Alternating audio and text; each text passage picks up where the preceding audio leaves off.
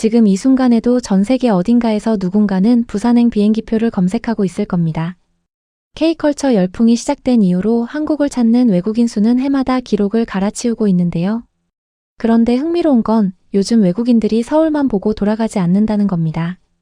인천공항에 내리자마자 부산행 KTX 티켓부터 끊는 사람들이 눈에 띄게 늘었다고 하는데요.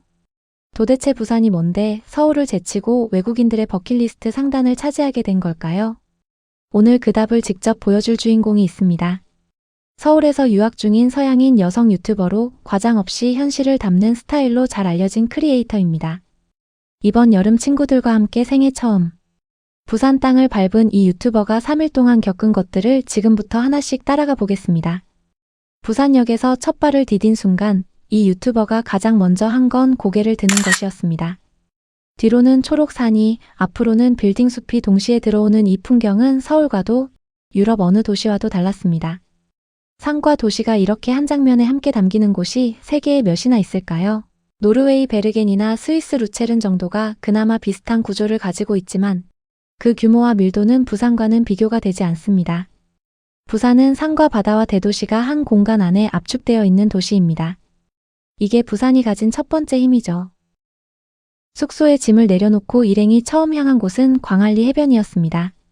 그런데 해변으로 걸어가는 그 짧은 거리에서 이 유튜버의 발걸음이 먼저 멈춘 곳이 있었는데요. 바로 길가 음식점 메뉴판이었습니다. 냉면 7,000원, 국수 4,000원. 바다가 보이는 관광지 거리에 이 숫자가 버젓이 붙어 있었던 것입니다. 이탈리아 아말피 해안가라면 파스타 한 그릇이 18유로, 그리스 산토리니에서 생수 한 병이 4유로입니다.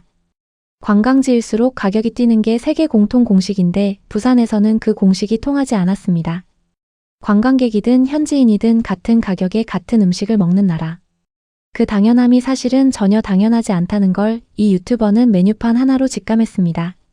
광안리 해변 산책로에 접어들자 이 유튜버는 발걸음이 더 느려졌습니다. 백사장 바로 옆까지 정갈하게 깔린 보도블록, 군데군데 놓인 화분들, 그리고 저 멀리 광안대교가 바다 위를 유유히 가로지르는 풍경. 그리고 해가 질 무렵 이 유튜버가 조용히 한마디를 남겼습니다. 이 해변 일몰은 어디에도 비할 데가 없어요.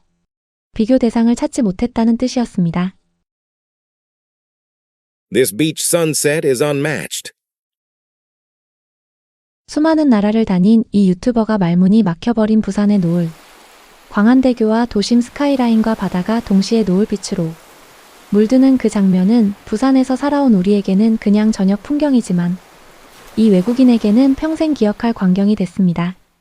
이튿날 아침부터 이 일행의 일정은 꽤 과감했습니다. 부산에서 패러글라이딩에 도전하기로 한 것인데요. 차에 올라타 출발을 앞두고 두 사람의 표정이 화면을 가득 채웠는데 설렘과 긴장이 뒤섞인 그 표정이 너무나 생생했습니다. 그런데 이 일행이 출발 전에 가장 먼저 꺼낸 이야기는 가격이었습니다. 120달러. 영상 촬영까지 포함된 풀 패키지 가격이었는데요. 유럽에서 패러글라이딩 풀 패키지를 즐기려면 최소 150유로에서 많게는 250유로까지 나오는 것이 현실입니다. 그것도 영상 촬영 없이 기본 옵션으로요. 그런데 한국에서는 그 절반도 안 되는 가격에 영상까지 받아갔습니다. 한국 액티비티의 가성비가 유럽 배낭여행자들 사이에서 소문이 나는 데에는 다 이유가 있는 겁니다. 하늘로 올라간 뒤 내려다본 부산의 풍경은 이 유튜버의 표현을 빌리면 말 그대로 믿기지 않는 광경이었습니다. 산 능선을 따라 활강하면서 발 아래로 도심이 펼쳐지고 그 끝에 바다가 반짝이는 광경. 세계 어디서든 패러글라이딩은 할 수 있지만 산과 도시와 바다가 한 화면에 동시에 들어오는 풍경은 부산이기에 가능한 것입니다. 착지 직후 이 유튜버가 내뱉은 탄성 하나가 그 풍경 전체를 대신했는데요. 우리 해냈어요. 오마이갓이라는 그 짧은 한마디에 부산 하늘이 준 것들이 전부 압축되어 있었습니다. 패러글라이딩을 마친 뒤 이 일행은 해변으로 향했습니다.